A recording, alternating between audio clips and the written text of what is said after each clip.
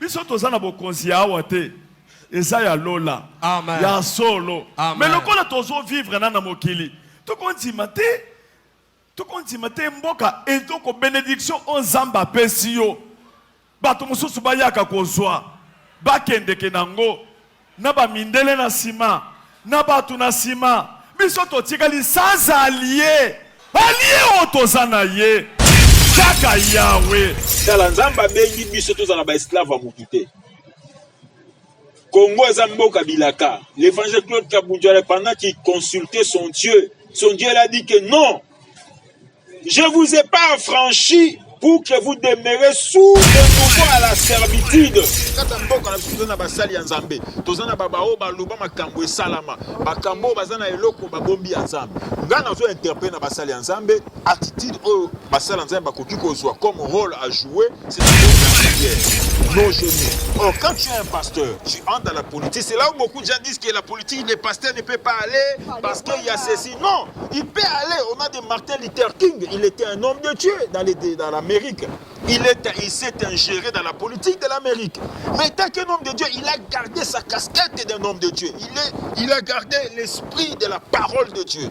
Ça dit qu'il n'est pas allé, il était loin des œuvres de la Chine. Il n'était pas idolâtre de la richesse, idolâtre de course au pouvoir. Il était là face aux politiciens, il parle de la vérité. Voilà pourquoi un homme de Dieu qui est dans la politique, il doit parler de la vérité parce qu'il apporte le message de Christ. La Bible est claire, Jésus-Christ est la vérité, la vie et les chemins. Le Congo ne tombera jamais, car la victoire du Congo dépend de l'Éternel, Dieu des armées, et à ses prophètes qui craignent l'Éternel, comme l'évangéliste Bishop John Israël Makiese, descendant de Fumu Kimbangu, Jean-Baptiste, troisième millénaire. Voici le temps de l'éveil prophétique. Lèvons-nous donc comme un seul homme, peuple congolais. Défendons notre patrie, car le Congo ne tombera jamais. Vouloir c'est pouvoir, c'est maintenant ou jamais, c'est maintenant ou jamais, maintenant ou jamais. Eh Yahweh, sunga peuple congolais bitumbo tozobunda, Ezaya nzotote, Ezaya molimo. Archevêque Koutounou Fernando, eh Yahweh, sunga bishope, John Makiese bitumbo azobunda, Ezaya nzotote, Ezaya molimo. Pasteur Placide Jésus. Mokpadiko Congolais telema bipai bisosa Isaac Mabaka l'étoile d'Afrique. Tenons-nous la main dans la main Congolais. Pona mboka na yo bunda. Loba non Congo ikoka bonati. Grand merci fidèles chers internautes, nous sommes à Kinshasa sur Separjupti Village, chaîne éducative, chaîne nombre 1, chaîne numéro 1, OSP la cabine Bassouksia, information avec KTG News TV. Le biso qui s'abonne à la chaîne Nabiso au cause à la décité, news y a bien, info y a solo avec la femme qui change, la figure du monde émission Nabino Obolinga pe Obo préféra, parole de vérité le Nazanga Morote, invité la biso à Mokole Alelo à Bengam na Kombo ya apôtre Mania du ciel ou alesa na ende tokobeta actualité ozole kalelo na mboka na biso na kosenga na oyo azana derrière caméra les dejimbo kapela mwana bumbu mwana fumukimbangu Joseph Ndombasi ofongoli biso plateau bozi biso invité na biso ya mokolo mwalelo c'est parti. Moté ma soeur Dorcas Zamba Pambolayo, je suis très ravi. Merci beaucoup à votre manière pour accepter l'invitation. Ouais, je suis très ravi, comme je viens de dire, très ravi d'être avec toi dans ce plateau. Vraiment.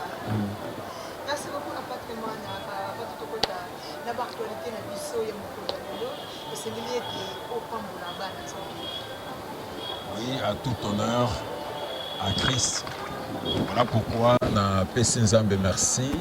Na pamboli Nzambe pour l'opportunité au pessibiso natiki moment na maboko Nzambe pe na sengete bana Nzambe ba pambola maba nyonso bazolanda émission ou peu importe les temps où la ville peut se retrouver, qu'il soit en Afrique, en Océanie, en Amérique et partout en Asie, que Dieu vous bénisse. Amen. Apôtre Mania, si je n'ai pas à Mokolelelo, tous partagé na plateau na biso et Zabongo, l'apport de l'Église face aux problématiques de l'Est au Congo. Alors, si Joanam, pour Beta, expliquer Bananzambe, les lois Makambu, les Oleka, Namboka, Nabiso, na Est, il y a Congo, la Bessie, merci, na Yemoko, Maman de femme forte, Pamela Zwema, que ça va ma sœur chérie, apôtre. Salam Nzambe, ça marche très bien à merveille parce que moi je suis un de collaborateurs. Il y a évangéliste Claude Kabundou Alessa, pour dire encore un fils, il est un père pour moi, où je suis fier d'être toujours sous ses pieds. Voilà pourquoi partout je suis, je me représente, étant qu'un homme de Dieu, étant aussi le fils de l'évangéliste Claude Kabundou Alessa. Et puis aussi un porte-parole à côté de lui, et puis je joue beaucoup de rôles au sein du ministère. Ok. Merci beaucoup. Wana Bauti Kolanda, apôtre Mania Dengue à se présenter. Vous l'avez dit, il y a évangéliste Claude Kabundou Alessa. Et tout le monde a dit, apôtre, il la na Est, il y a République démocratique du Congo, et ça la passe. Mais mawana mboka na biso ba souffrir ba difficulté ba perte ba ndeko na bango makambo ndenge na ndenge o lelo biso toza na capitale ezo pesa biso penda pasi makasi mais yango lelo to partager yango elongo na yo serviteur de Dieu awa na kati ya mboka ya RDC et motuna na biso ezali motuna oyo uti papa Pamela Zwema ali koloba ete est-ce que problème ya Est ya République démocratique du Congo et sa spiritualité ou bien et ça comment tout ça comprendre votre pour niveau makambo et comment ils sont vraiment tout ça comprendre oui que expliquer missionnaire. Oui, en réalité, tout ce qui se passe dans notre pays, et ça fait moko autoro bengango spirituel quelque part aussi. Et ça toute une réalité. Depuis les décennies. Historique ya mboka na biso ya Congo qui ba mboka nyonso en Afrique centrale et za ba Centrafrique ba Ouganda ba Rwanda c'était un royaume selon sur le plan historique et ba mboka na ba na biteni na des années depuis les décennies et nous voyons que le pays comme la RDC c'est un pays investi avec beaucoup de richesses par lui-même. Berceau de l'humanité, le Congo est un cartouche pour le monde entier, pour l'Afrique aussi. Parce que l'investissement en richesse, c'est la carte. C'est là où il y a le combat. Le combat de la RDC, c'est le combat de sa richesse. C'est le vivre dans le Congo, et cette richesse pour Nzambe au Congo. Et ça, droit na biso, au Nzambe a pesa biso. La richesse du Congo appartient aux Congolais, mais il est bénéficiaire de tout le monde, pas dans le sens que nous par force, par rapport, il y a un accord, par rapport, il y a une relation sur le plan, il y a plusieurs domaines. Donc, c'est-à-dire richesse en Boka Nabiso. Le plus grand Congo, ce n'est pas le problème. Ce n'est pas le problème, c'est toute une réalité, c'est-à-dire que le Congo est investi de toutes sortes, parce que le monde a envie que le monde entier peut être bénéficiaire.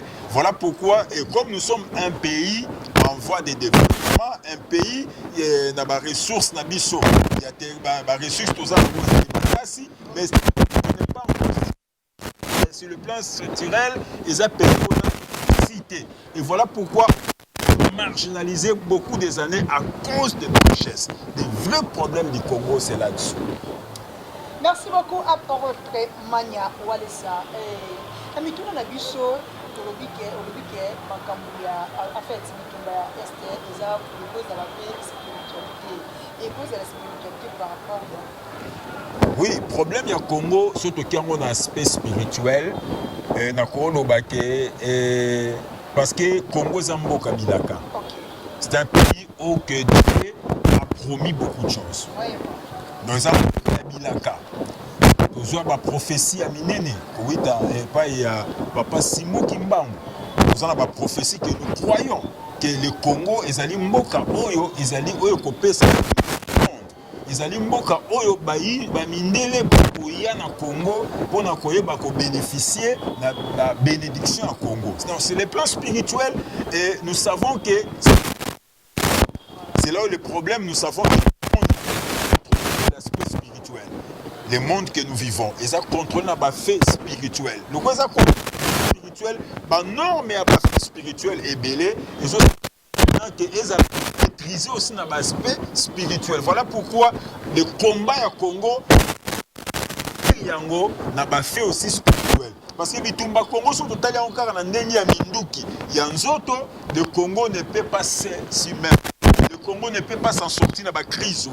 Donc, la donnée spirituelle est très importante par rapport à la prophétie minene sur le Congo. Non seulement Basimo Kimbangu, Badina Bala, Maman, Tumba, Bapesa, prophétie minene, Bakabunjo Alessa, Bapesa, prophétie minene sur le Congo. C'est-à-dire Congo, tout le monde est décédé juste aujourd'hui. Prophétie que de prophéties concernant cette nation. Voilà pourquoi le problème du Congo c'est un effet spirituel. Voilà pourquoi pour gérer le problème du Congo, et c'est aussi aspect spirituel à la négligé. Entre autres, c'est-à-dire que tant qu'on va siéger pour la solution au problème du Congo, va négliger l'aspect spiritualité. Parce que c'est un pays qui est la gestion est liée à la prophétie. C'est comme Israël. Israël, malgré les tombes physiques, mais c'était un pays choisi par l'Éternel Yoshua lui-même. Sautel na kati ba livre ba Exode, okomona comment historiquement ces pays chaque fois ba tambola na Nzambe. Ozomona ke yaki na mutu bo benga na komba Moïse, il consulte souvent Yoshua. Alors consulter Nzambe pour na koyeba malgré bazo bunda na minduki. Malgré bazo bunda na minduki banda consulter parce que c'était un pays problème ya Israël qui lié na nini dans la spiritualité. Voilà pourquoi le problème du Congo aussi compte tenu à aspect prophétique. Donc pour le Congo et même la crise nango, on ne peut jamais négliger l'aspect spirituel. Merci beaucoup, apôtre Mania Walesa. Apôtre, est-ce que le Makambo l'église est capable de beaucoup de Makambo? Oui, l'église est capable de beaucoup de Makambo parce que l'église, la gestion, il y a l'église et l'église, Batoumi,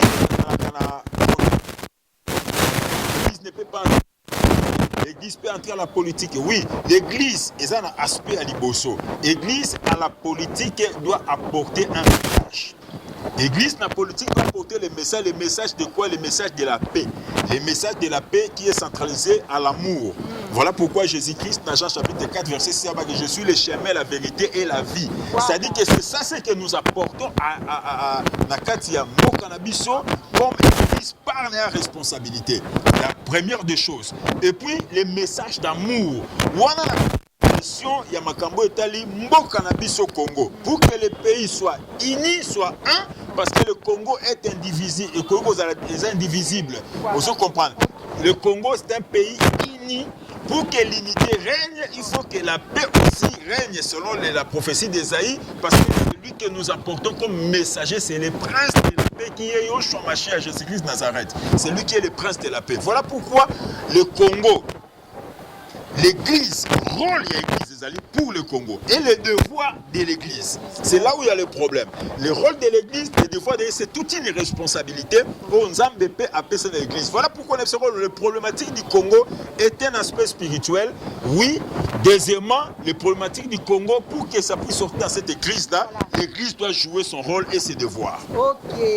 Et parlant de la première question, le but que Papa Simon Kimbangu en fait, les lots chrétiens, il y a l'église Kimbangu, c'est le but que non, ceux qui t'ont dit, Papa Simon Kimbangu, nde bamobumu oyo en fait bitumba oyo ekosila comme si tozondima Simon Kimbangu te ya mwana tozomona événement oyo na mboka biso. Est-ce que c'est vrai? Bon, je ne sais pas dans quel aspect Bazolo Belango, c'est que moi je sais, la prophétie de Simon Kimbangu, nous croyons en cela.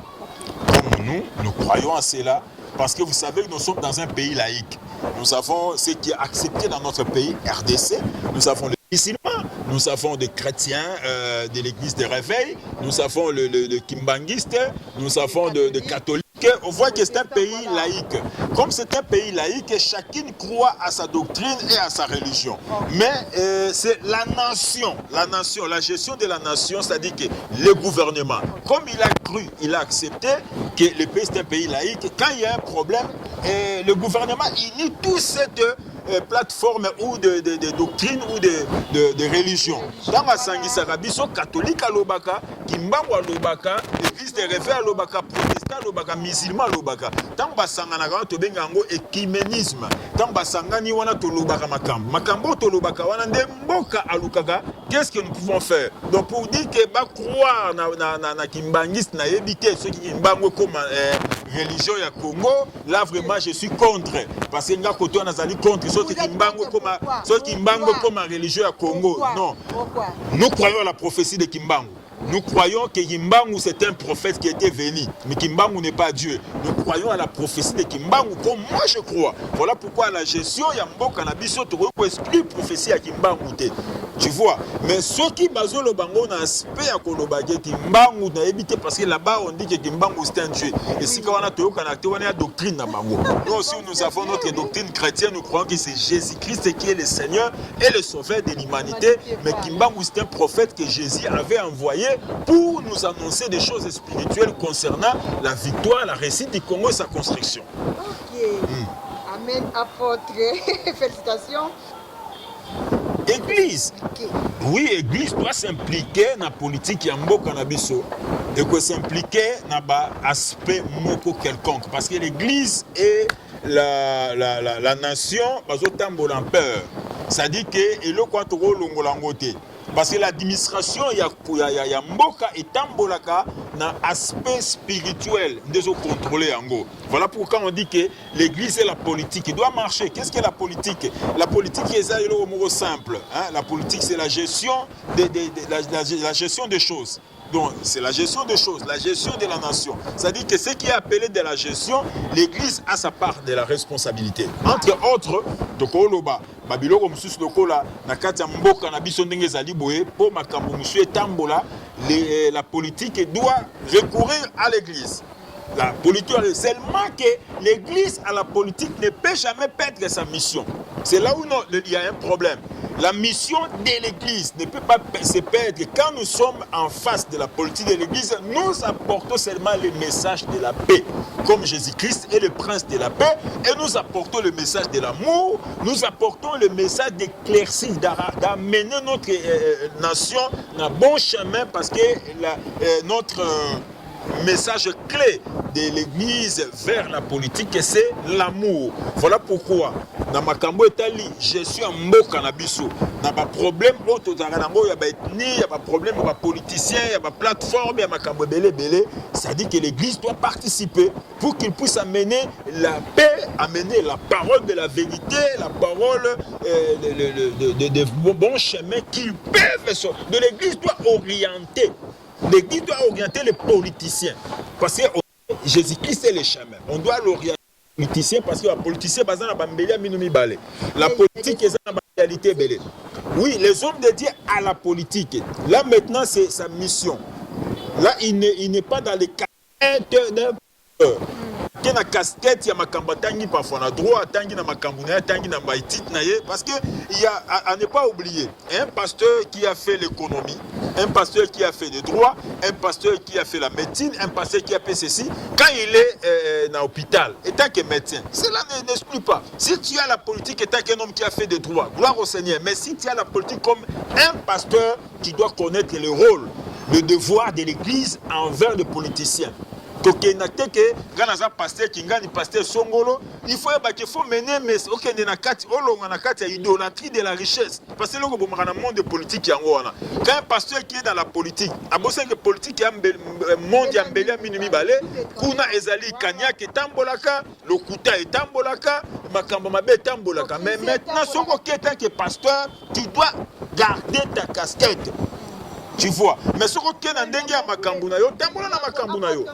Il y a beaucoup de pasteurs qui sont dans la politique, babunga na bango nzela. Mais oui, babunga nzela parce que Galates 5 chapitre Galates 5 à partir avec verset 14 parler sur les œuvres de la chair. Les œuvres de la chair c'est l'idolâtrie. C'est-à-dire quand quelqu'un il est allé à la politique. Il doit savoir que dans la politique, c'est là où on est dans les courses du pouvoir. Voilà. Dans la politique, c'est là où on est entré, beaucoup sont allés sur la politique d'aujourd'hui. La politique d'Afrique surtout. Là où les gens sont allés pour s'enrichir. Or, quelqu'un qui est allé dans l'objectif de s'enrichir, c'est-à-dire que c'est l'argent. C'est la cupidité, c'est l'idolâtrie de l'esprit de maman. Or, quand tu es un pasteur, tu entres dans la politique, c'est là où beaucoup de gens disent que la politique, les pasteurs ne peuvent pas aller parce qu'il y a ceci. Non, il peut aller. On a des Martin Luther King, il était un homme de Dieu dans l'Amérique. Il s'est ingéré dans la politique de l'Amérique. Mais tant qu'un homme de Dieu, il a gardé sa casquette d'un homme de Dieu. Il a gardé l'esprit de la parole de Dieu. Ça dit qu'il n'est pas allé, il était loin des œuvres de la Chine. Il n'était pas idolâtre de la richesse, idolâtre de course au pouvoir. Il était là face aux politiciens, il parle de la vérité. Voilà pourquoi un homme de Dieu qui est dans la politique, il doit parler de la vérité parce qu'il apporte le message de Christ. La Bible est claire, Jésus-Christ est la vérité, la vie et les chemins. Est-ce que, apôtre, vous êtes sûr qu'il y a des gens de Dieu à la politique au Balou Barabousolo? Mais, bon, entre autres, moi je sais que si ils ne disent pas la vérité, entre guillemets, je ne sais pas. C'est que moi je sais, un homme de Dieu dans la politique doit parler de la vérité. Entre là, kende kokota te pona koloba pasteur songolo pasteur bakala pona ko éviter ba polémique mais seulement na kolobaka ke mosala nzambe soki okota na politique kozala idolâtre ya richesse te kozala kotambola na misala ya nzoto te yeba ke ndima. Moi je connais d'autres personnes, ils sont pas des hommes de Dieu. Ils sont des chrétiens. Parce qu'il y a un problème entre homme de Dieu et enfant de Dieu. Voilà. Vous voyez, nous tous, nous sommes des serviteurs de Dieu. Je connais des chrétiens qui sont dans la politique. Ils sont là, au moins, que banda kota na politique na nenga bimi. À s'enrichir, il est là simple. Hein? Un coup de chapeau dans Ndekonanga Eliezer, quelqu'un qu'on parle beaucoup. Je le félicite parce que dans mon avis, locataire, coup de chapeau de Eliezer parce que dans niveau na étant enfant de Dieu, parce que c'est un chrétien, je connais, vous savez que Eliezer était interprète de Kaboundou Alissa dans les années anciennes, il était diacre dans une église. C'était aussi serviteur de Dieu. Vous voyez, na mona ramutuana, na mona randenga zo tambola na mutu kamoko, na mona ka fuite la randaku, je comprends que c'est quelqu'un qui n'aime pas les kanyaka. Donc ba serviteur de Dieu solo bazali. Na boko tanga ba kombo belé pour na créer ba polémique. Bonne polémique hein. Na boye polémique parce que so na benga na ramutambeli mbeli. Non, tambeli mais parce que éviter pendant polémique makasi na Pour plateau. na mukola lelo na boye polémique. Ah, votre mania. Pour na lelo na boye polémique pour na yebi. Toza na moment moko talaka mboka kota est zo yinda makambo belé toi na besoin de consolider ko sangisa batu nyonso to boy talaka na za susu na casquette mususu ya porte parole ya Kaboundou Alessa omoni batu mususu ba organiser Kaboundou Alessa mutatindi papa nganya za na innocent mowe. Aza innocent mowe na makambo. Merci beaucoup fidèle cher internaute wana bozulanda apôtre Mania Walesa. Apôtre Mania, quels sont les rôles des hommes de Dieu pour le problème de notre pays, notre terre? Là maintenant nous voulons parler de rôle. Rôle nini basala nzambe bakoki ko jouer dans makambo yo. Premièrement, c'est la prière. Okay. La prière est une arme efficace. Et nous devons toujours prier, ne point se relâcher. J'interpelle à des hommes de Dieu. Luc chapitre 18, verset 1 dit, priez, ne point se relâcher. Nous savons qu'il y a toujours un début de toutes choses et sans fin. Moi je sais, quand nos mains seront toujours élevées, Dieu nous accordera la victoire. Exemple, le livre Exode dans le chapitre, tomoni na histoire ya Moïse. Moïse azalaki na pembeni na ye na Caleb, azalaki na Josué, puis azalaki na bavaillant soldat na ye. Quand les choses ne marchaient pas, Moïse élevait sa main, et il y avait ceux qui le soutenaient, entre autres na côté pembeni na ye azalaki na Caleb na Josué, tant ba tout ba kuna na se kuna bitumbezo bunda, victoire ezopesama. Ba problème ya Congo, tous on a ba problème ezali tripartite. Plus il y a problème na Congo, tous on a ba aspect ozo senga. conseil de l'église puisse s'asseoir et puis contribuer. C'est-à-dire que le conseil, il doit contribuer à conseil Nabiso auprès du chef Yamboka, auprès du gouvernement Nabiso. Voilà pourquoi j'interpelle toujours dans le parlement Nabiso à Congo. Quand il y a des problèmes dans le Congo, dans Makambo et Tali, dans l'aspect où on a interpellé, la réunion, le gouvernement a interpellé la réunion dans l'aspect où on a pour la crise Yamboka Nabiso. Interpellé. Mboka na biso tozana basali ya Nzambe tozana babao baloba makambo esalama bakambo bazana eloko babombi ya Nzambe ngana zo interpréter na basali ya Nzambe attitude o basali ya Nzambe bakoki kozwa comme rôle à jouer c'est d'abord la prière nos genoux. Celui qui est capable de prier est capable de tout. Celui qui réfléchit ses genoux à la présence du Seigneur, il est plus puissant et est un arme le plus efficace pour renverser des forteresses et pour donner la victoire à tout problème. Rôle Nabiso Amouné, d'abord, c'est la prière. Au-delà de la prière, nous pouvons participer à beaucoup de choses sur l'aspect social. C'est tout ça, c'est un aspect très important que l'Église peut jouer face à des problématiques qu'il y a au Congo. L'Église peut apporter le soutien social. Le soutien social, ça devient toute une structure, quelque chose de très administré. Où l'Église, chaque des églises, les catholiques, vont apporter soutien à Bango, les kimbangistes, les protestants, dans la forme ébélée. Ils ont créé une école. Ils ont créé une fondation, une ONG, ils ont créé des hôpitaux, ils ont créé des biloko belé pour ramener l'église dans diverses crises. Dans ma Cambodge, il y a guerre aussi. Dans un moment où Tozali, rôle il y a l'église Ezali. L'église doit porter le soutien de la prière et le soutien matériel sur l'aspect social. Pour contribuer, ils ont un budget fort et puissant pour ramener des solutions.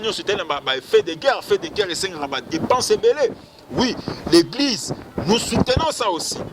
Mais l'église soutient l'église et le dialogue. Coopération. L'église doit toujours apporter le soutien et ramener Mboka na biso na ba conseil que va dialoguer. Cela ne veut pas dire que dialogue est à faiblesse. Dialogue est à faiblesse. Dialogue est à faiblesse. Dialogue est allé pour éviter certains paramètres des choses. Vous voyez que là où il n'y a pas le dialogue, il y a une catastrophe. Ça, la makebele. Il y a des hommes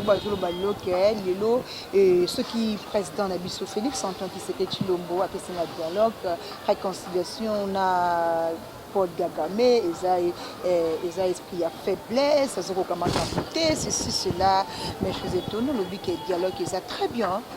Oui, moi je félicite le président Félix Tshisekedi, c'est un homme sage. Vous savez, Balobarake, Soko Lingi, Olia, Okanga Munguna Malam, il faut approcher. Vous savez, sortie à président Félix de part et d'autre, moi j'apprécie cela parce que Mboka n'a pas une crise moko oyagokuta n'wagi makas. La crise moko impacte sur tout le plan. Donc il devait quand même créer, consolider diplomatie à Mboka na biso, ezalaki dans le chaos. Et puis l'esprit de dialogue, l'esprit de réconciliation, c'est la parole de Dieu aussi, c'est la Bible. Nzambeye moko pona ko vaincre abanda ko kena ko dialogue qui peut na Mboka mususu na ba forme belé. Moi j'apprécie cette marche là, il y a ko dialoguer na batuana. Les esprits à faiblesse, c'est la sagesse. D'accord, ça y est, ce rôle qui est de musique na vie, il faut qu'on ait la sagesse. Les esprits à faiblesse. Azoko kamakambuke yomboka ezoke na kokufa bon alingi na approfondir ba point mususu te parce que ba point mususu to yeba ke to na mboka moko ezalaki na embargo na biso ko sila encore dans 2 ans awa boyebi ke na kati mboka na to ko somba ba arme te mboka ya ba biloko mususu ko lobela ngo tout autre sont des choses qui va parler na CCC na kati mambe mais tout congolais sait que il y a beaucoup de réalités. On va aller Tobamboka mususu toke na bango na guerre. Oui, toke convaincre bango, bien sûr. Mais ce que nous devons savoir. Faut ba ko gestion. Na temps o Tshisekedi a commis, ezata oyo, ezata moko ya koyeba la gestion de la politique de notre moment est différent. Maman, ma soeur, na ba 2000 tu as utilisé chombo ezalaki na na banini bandroid ezalaki te. Donc chombo avancé, information avancée, makambo avancé. Donc le monde évolue avec vitesse mususu. Donc Félix Tshisekedi du coup de chapeau na esprit wana o azali ko kenango parce que c'est que moi je sais, ezali stratégie. Tokolo de la nyonso na kati ya batebi surtout ba homme, to ba professeur Nzambe. Tozana ba message en mboka oyo, tozana ba stricti, ba sagesse, ba makambo belé. Surtout bandi ko loba nyonso na ba micro boye, monguna ko yeba esika tozo côté, esika tozo cible là. Mais moi je sais déjà que ba biloko oyo Félix Ado Kenango eza faiblesse te. Tokopé sa raison à la longue des temps, tokoyeba nani aza nani nini eza nini kaka na kati ya mboko. Merci beaucoup à votre Mania Walesa. Fidèle internaute, merci na pasteur Jonsi Mayamba depuis Luanda, pardon, Bakotenayo, et apôtre Mania. Et tout qui est venu dans le Zawa, tout ce qui est Simonga. Et pourquoi dans notre église, les hommes de Dieu ne parlaient pas des problèmes de l'Est de notre pays et les problèmes de balkanisation et les hommes de Dieu c'est corrompu ou comment? Bon, on s'appelle la Moutuna nango bien. Pour dire que les hommes de Dieu ne s'engagent pas dans des problèmes, Yambo Cannabiso, toujours revenir dans la question, bon, ils ont des téléspectateurs, gloire à Dieu. Mais vous devez savoir une chose que le problème de la balkanisation, le problème de gestion la politique en Cannabiso à Est, ce n'est pas les hommes de Dieu ne le parlent pas, les hommes de Dieu le parlent. Bazo le Belango, typiquement, beaucoup des hommes de Dieu donnaient des prophéties. C'est parfois Moutouanande, Ayalandarané, Magambo Basal, Nzambe, les Garanara Tambo, Canabisoté. Entre autres, Tozana. Donc, Tozana Kata Masolo, Tozolande la Magambo Nyonso, Tozolande la Nyonso. Eh, appartement, tu sais déjà, internaute, le Romana, appartement, il y a un plateau. Vraiment, appartement. Pour un là. Peut-être qu'un jour, on peut avoir des pasteurs comme Pasteur Coutinho ici à Kinshasa, au Congo, celui qui réunissait les enfants, eux, des ministres de Dieu, afin de sauver le pays avec Sauvons les Congo.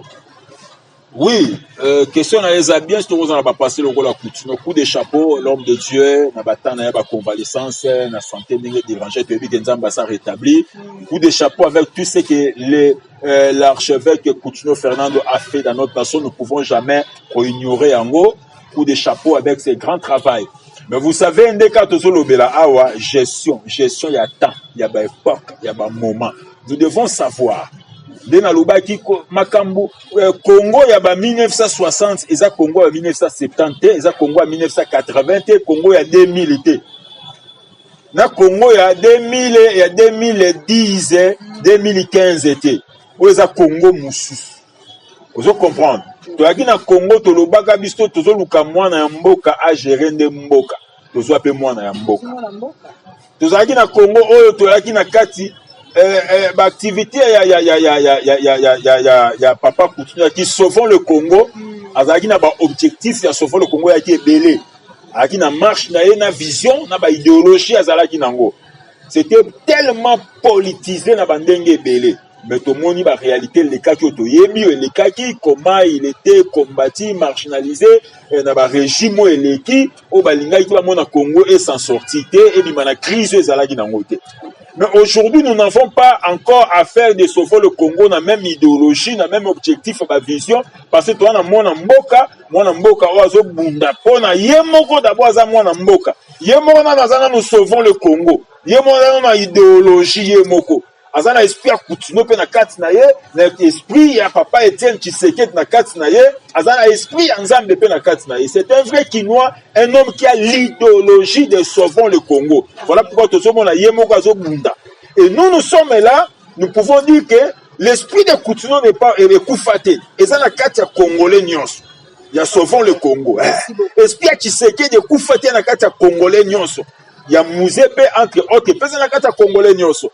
Donc là, nous avons parlé tant qu'un patriote congolais, pas un pasteur, na minute, nous avons le baboué, dans l'esprit, on est un patriote congolais. Mais tant qu'un homme de Dieu, je dirais que, donc, C'est l'Esprit de Dieu qui doit nous conduire dans le moment où, dans l'époque où, dans la saison où, tozali, où, la saison moussous. Ah, toi, ce qu'on a moi, dans Mboka, azo gérer Mboka, azape na kati ya motema wana. Donc, c'est un peu ça. C'est un peu ça. Merci beaucoup, apôtre Mania. Pour tout le monde, vous avez dit que vous avez quelque chose depuis Belgique, comment on a pasteur et pardon évangéliste Claude Kabundu Alessa pour la tenir il y a FARDC hein symbole nango ezani ndala telaki bon toyebi biso nyonso mboka na biso Congo na minute oyo tozana agressé na ba pays frontaliers na biso ba Ouganda entre autres ba Rwanda. Là on ne peut jamais mâcher le mot, tout Congolais laissé. Et on est agressé par de rébellions et dans le pays à Est Soana. Et l'évangéliste Claude Kabundu Alessa, moi je suis trop proche de lui, je suis son porte-parole, je suis son fils, je suis dans son bureau. Et parfois, tant on m'a cambouillé son mboka et bandit, batunyo sur notre message. Moi, il dit ça, pasteur, tout sambela pour mboka, prier pour mboka, banda prier et l'équipe na boye. Et tu vas pour véhiculer un message. Maman, mon message, bon, on tient papa, ma politicien, nous sommes comme ils sont pas évangélistes. L'évangéliste est un homme spirituel. Il fait des choses selon l'orientation et directive, il y a Saint-Esprit. Nangana yo, tu es bête évangéliste, on l'a tâté. On rappelle la bête, on l'a tâté. C'est que je vous dis que na yeba itala. Et ça, na mutu mogo, on a vanda na vie. Maman na bongola mutema banda bo mwana na ngai. Banda 1980 quelque banda bo mwana na ngai. Na tambo na église ya Congo banda bando sala nzambe banda âge à 13 ans. Voilà. Baninga to banda na bango misu bakufa ba Timothée Kiese ba Jérémie Mayemba ba tebele. To ele na sama kolo ya mosala nzambe banje Claude Kabundu Alessa. Maman na mona mosala nzambe lokola mosala nzambe te na soko ko couronner ko inventer était quelque part. Tout le barafo peut s'amutu ba fleur na itop na époque na moment na ye na vanda na ba pembe na ba pasteur Soni ba pasteur Coutinho na procha bango na procha ba sa nzambe minene na mboka na biso ya nde ba Guinée cham ya ndenge na ndenge coup de chapeau ils ont fait un grand travail mais na vanda se ya makolo ya mosala nzambe Kabundu Alessa pendant 10 ans presque 11e année yango j'ai vu un homme spirituel. Un homme qui fait quelque chose, s'il n'est pas orienté, même pour la prière, s'il n'est pas orienté dans le Saint-Esprit, il ne fait rien. Donc, dans le Bissibino, si ma cambouno se zone les cas, azo lukaka orienté au Saint-Esprit. Akoye bisangai, fils, on va faire un mois de prière. 3 jours de prière. Si 3 jours il y a prière et bandit, aye bisangai toro mwana, torolata na rolata teni, na rolata boye. 2 jours avant, je dois m'habiller, je dois faire une prière en tenue, dans la soda, mais dans l'aspect spirituel. Là où ma caméra, la soda dans l'aspect spirituel, ça dit que la tenue. Joseph Lombasi, au Palais Télévision, vidéo, il y a évangéliste Claude Kabundu Alessa. La tenue au tenue Sokoto. Hein? Tout ça là dans nos. Ma téléspectateur n'a dit ça pour la madame. Tout c'est trop! Zamba lobite, boka matambo kabo pesanga. Ngamoko pena kokita. Pena lobela pepino. Je dédie solennellement en ce jour la République démocratique du Congo entre tes mains, ô Éternel, notre Dieu. Biso tozana bokonzi ya wate. Eza ya lola. Amen. Ya solo. Amen. Mais lokola tozo vivre na mokili. Tokonzi mate mboka etoko bénédiction onzamba pesio. Bato mususu bayaka kozwa. Bakendeke nango. Na ba mindele na sima. Na batu na sima. Biso totikali sans allié. Allié otozana ye. Kaka Yahweh. Ça n'est trop parce que eux sont là avec leurs alliés. Mais nous sommes restés sans alliés. Mais notre unique allié, c'est Jésus-Christ. Il a dit non, pour cette fois-ci, dédiez les pays à Dieu. Et moi, je vais descendre. Je vais plaider votre cause. Okokota na mboka ya batuana babimi ba premier producteur ya ba matière première biso tozana batongi mboka lokola poto budget ya tubamboka mike koleka ya biso toza wana ka kotourner tuba budget or que richesse na biso soki tu exploiter ya toko kosala fois 50 ya budget. Lorsque vous vous retrouvez dans ces pays-là, vous allez vous rendre compte qu'ils sont devenus les premiers producteurs de nos matières premières. Non, tu peux constater, même dans nos frontières, il y a des camions qui sortent avec des matières premières. Le pays reste dans la misère, pendant que la matière première, tout on exploite, on amène ailleurs. Les diamants, tous les autres minéraux, on les amène ailleurs. Nous restons là comme des enfants. Dieu m'avait dit à la montagne, Kabundi, arc-en-ciel les okita. Voici l'arc-en-ciel qui descend. Votre pays va être transformé. Congo, comme ne vous inquiétez pas. Nous avons notre allié. Notre pays a été dédié à notre allié. Jésus-Christ est notre allié. Jésus-Christ est notre allié. Descends. Kita. C'est le moment.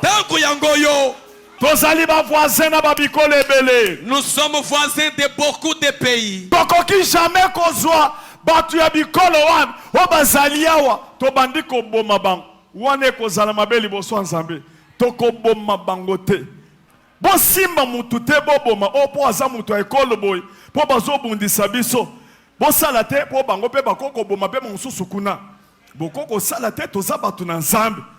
Nous sommes un peuple de Dieu.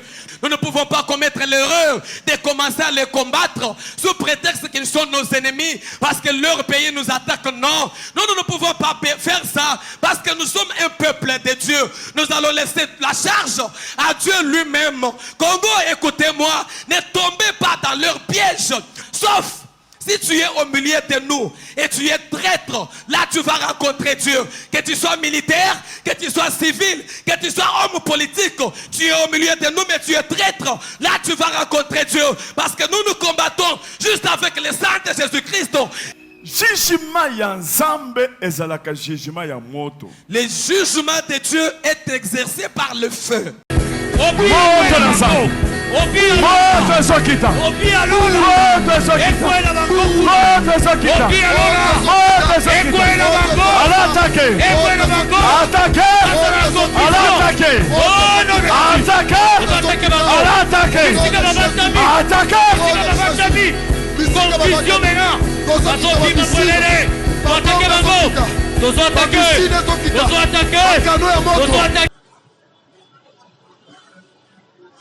Voilà mon petit Kolanda, vidéo ton petit Kolanda.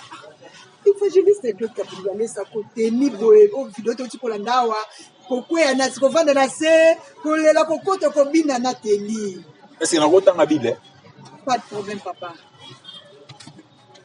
Azana na iloko moko je crois que moni même évangéliste ye moko lobeli yango mingi kuna.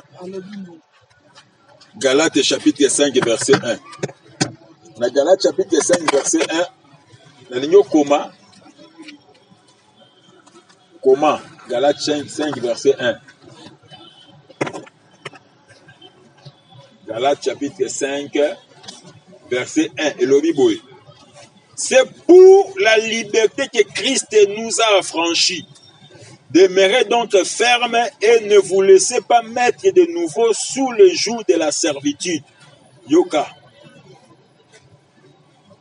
Alors bien que c'est pour la liberté que Christ nous a affranchis. Demeurez donc fermes, ne vous laissez pas mettre nouveau sous le joug de la servitude.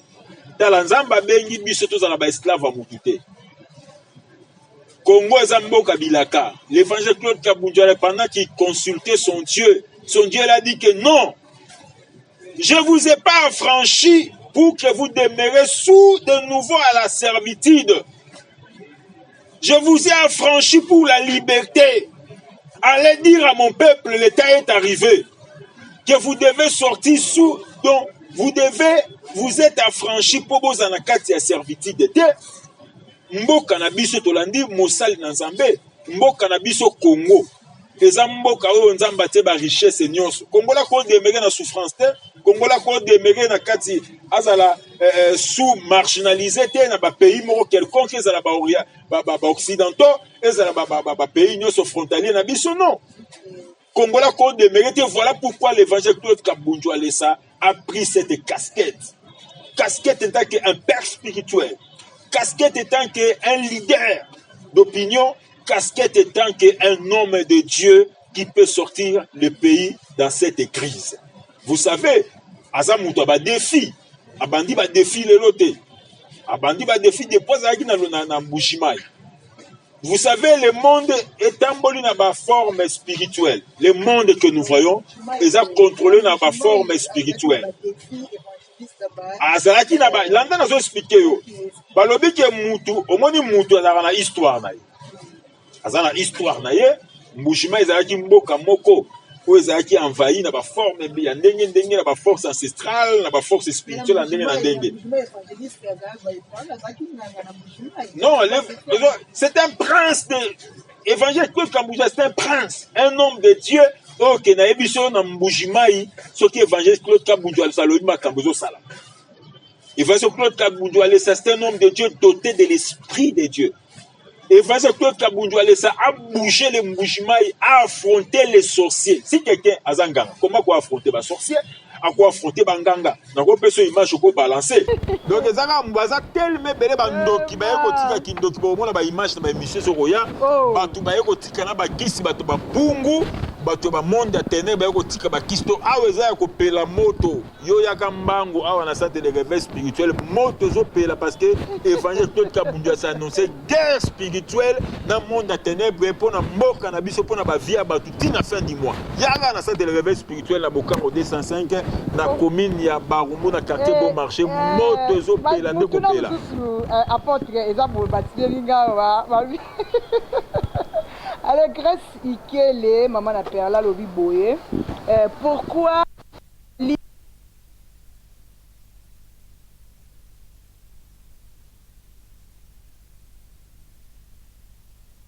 pas cause mbongo wana atindango na est mais parce que boye habité oh non c'est le bamaraté tu vois les gens biloko le ko soutenir mamba est les abiloko mususu to ko bimisa ko ka te so comprendre mamba belo évangile Claude Kabundju Alessa zo sala so bolingi to bimisa bino to bien la no ba image to bimisa la bino ba fond zo sala donc pour tout ce évangile Claude Kabundju Alessa a sala ka to bango tout ôté surtout to lo ba nyonso o zo sala pona mboka oyo pona ba vie ya batu mama ha ngande na rapembeli na ye na yebi na yebiso ke musali zo salama pona soutien FARDC ya ba forme nyonso wana évangéliste Claude Kabundju Alessa évangéliste Claude Kabundju Alessa ao salango azo sala makamba minene ya kokaba ba monta minene est-ce que c'est vrai oh so natangeli na yebisi yo bon tanga zo sunga batu ba zo sunga ba to kabila mituka lobi ya balobi on a te je m'appelle Siga Lupango yo asi balobi on a église balobi asala makambo minene en tout cas boto garder seulement qui ba bomba question ba émission zebele et puis ba yebake l'évangile Claude Kabundju Alessa c'est un homme de Dieu, un homme de Dieu qui fait l'évangile avec le pain.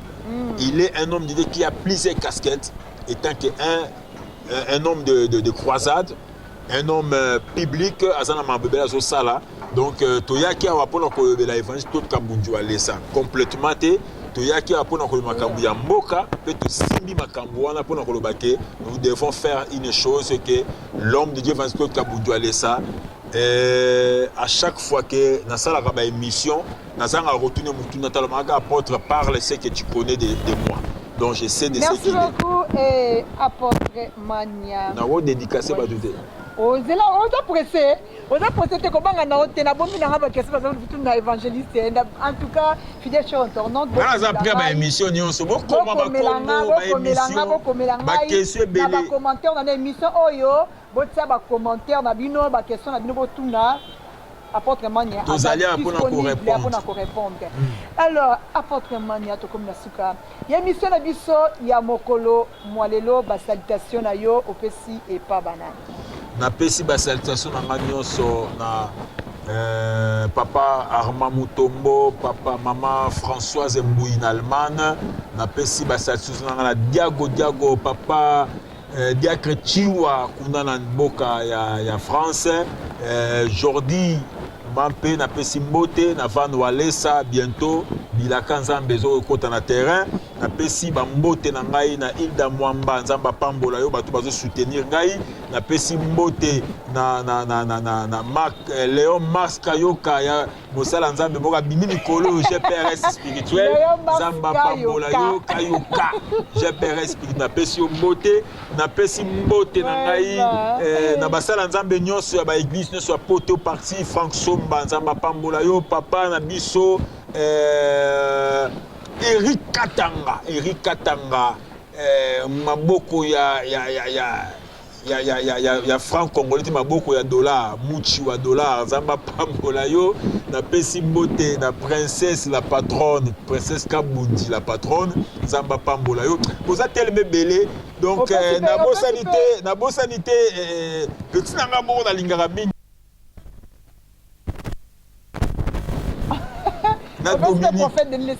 ah voilà tala voilà na bangi ya Nicolomeso vient na ngama solo pétage teni laissé toutes mes condoléances et l'homme de Dieu le prophète des nations na rosa maintenant dit retard na regretta ya il faut à l'avant pour na présenter la rayosa pour wale ça la c'est limite ça na prophète des nations nzamba pambola yo na moni mikolo vraiment santé tenti makamno se vandi nzamba pambola yo. Merci beaucoup.